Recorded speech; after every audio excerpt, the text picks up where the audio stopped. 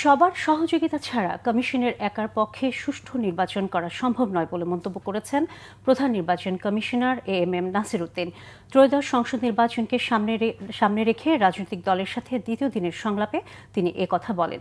আগারগাঁওয়ে নির্বাচন ভবনে সকাল 10:30টায় শুরু হয়েছে সংলাপের প্রথম ভাগ, যা চলবে বেলা 12:30টা পর্যন্ত। সকালে আলোচনায় বসেছে 6টি দল। দ্বিতীয় ধাপের 2 ঘণ্টার আলোচনাতে অংশ নেবে আরও 6টি দল। নির্বাচন কমিশনার বলেন, গ্রহণযোগ্য পরিবেশে নির্বাচন করতে সকলের সহযোগিতা প্রয়োজন। যারা সরাসরি ভোটারদের প্রভাবিত করতে পারেন তাদের পরামর্শ দরকার। সিইসি বলেন, আচরণবিধি সুষ্ঠুভাবে পালন করার উপর নির্ভর করে সুন্দর নির্বাচন। রাজনৈতিক দলগুলোকে নির্বাচনী আচরণবিধি ঠিকভাবে মেনে চলার আহ্বান জানান। এদিকে জামায়াত ইসলামী সহ 12টি দলের সাথে আগামীকাল মতবিনিময় করবে কমিশন।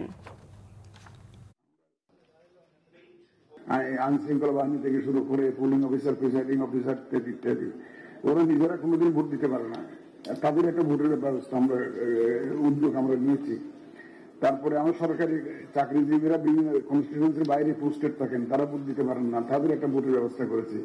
পিপল বিহাইন্ড দ্য বার, তারা দেশের নাগরিক, মানে ওই বিহাইন্ড যারা জেল টেলে আছে তাদের একটা ভোটের ব্যবস্থা করা ইত্যাদি অনেকগুলো নতুন ইনিশিয়েটিভ আমাদের ঘাড়ে এসে বসছে, যার জন্য আমরা Awami League we are busy.